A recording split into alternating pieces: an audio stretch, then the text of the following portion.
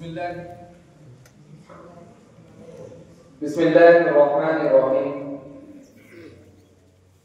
الحمد لله رب العالمين، والصلاة والسلام على سيد المرسلين وخاتم النبيين وعلى آله وأصحابه أجمعين. أما بعد، فأعوذ بالله من الشيطان الرجيم. بسم الله الرحمن الرحيم. وما أرسلناك إلا رحمة للعالمين. وقال تعالى: وإنك لعلى خلق عظيم. صدق الله العظيم. قابل صد تکریم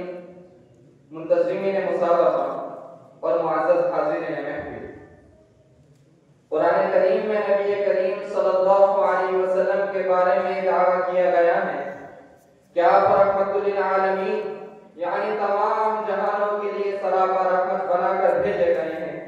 حضرات، یہ دعویٰ کسی کتاب میں کیا جا رہا ہے جس کی صفت یہ ہے کہ لا یأتیہ الباطل من بین یدیہ ولا من خلفہ تنزیل من حکیم حمید۔ اس ذمہ دارانہ دعوے کا تقاضا یہ تھا کہ آقا نامدار صلی اللہ علیہ وسلم کے عالمی رحمت سے کوئی بھی آبی اور خاطی محروم نہ رہے۔ اسی لیے آپ کے حسن اخلاق، دلنواز سلوک اور کردار کا دائرہ صرف اپنوں تک نہیں بلکہ غیروں تک پھیلا ہوا نظر آتا ہے، جس کا اعتراف کرتے ہوئے دلوک چند معلوم نامی غیر مسلم شاعر یہ کہنے پر مجبور ہوا کہ مبارک پیشوا جس کی ہے شفقت دوست دشمن پر، مبارک پیشوا جس کی ہے شفقت دوست دشمن پر، مبارک پیش رو جس کا ہے سینہ صاف کینے سے۔ انہی اوصاف کی خوشبو ابھی اطراف عالم میں، انہی اوصاف کی خوشبو ابھی اطراف عالم میں، شمی میں جہاں فضا رہتی ہے مکے اور مدینے سے۔ معزز سامعین کرام، مکی دور کی مظلومانہ زندگی کا مطالعہ کیجئے یا مدنی دور کی حاکمانہ زندگی کا جائزہ لیجئے۔ نبی رحمت صلی اللہ علیہ وسلم کی کتاب زندگی کے اوراق غیر مسلموں کے ساتھ عفو و درگزر اور شفقت و مہربانی کے واقعات سے بھرے ہوئے ہیں۔ غیر مسلموں کے ساتھ آپ کا برتاؤ اور طرز عمل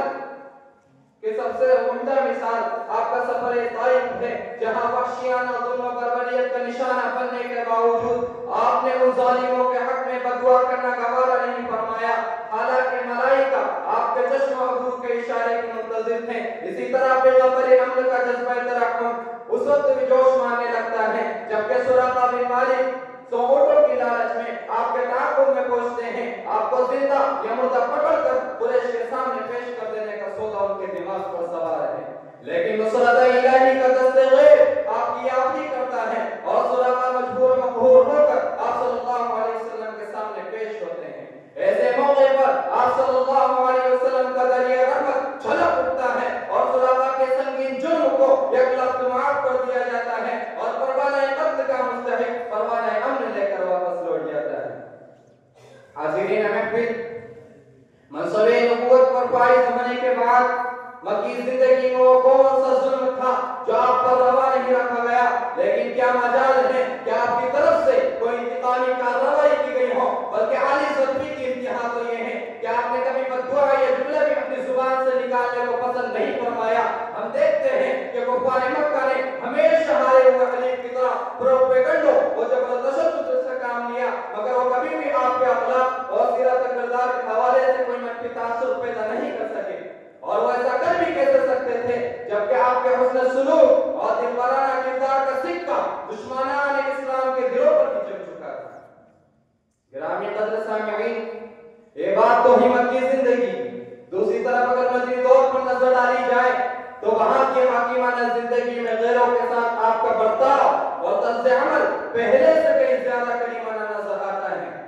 ہم دنیا سے پوچھنا چاہتے ہیں کہ وہ کون ہے جس نے مدینہ پہنچ کر سب سے پہلے یہودیوں اور دیگر قبائل سے پرامن معاہدے کیے؟ وہ کون ہے جس نے اسلام کا جعلی لبادہ اوڑھے ہوئے بدترین کافر یعنی منافقوں کے ساتھ سال ہر سال تک رواداری کا سلوک کیا؟ آپ مجھے بتائیے کہ وہ کون ہے جس نے مستحقین قتل اسیران بدر کو فدیہ لے کر رہا کر دیا؟ جی ہاں، وہ محمد عربی صلی اللہ علیہ وسلم ہے،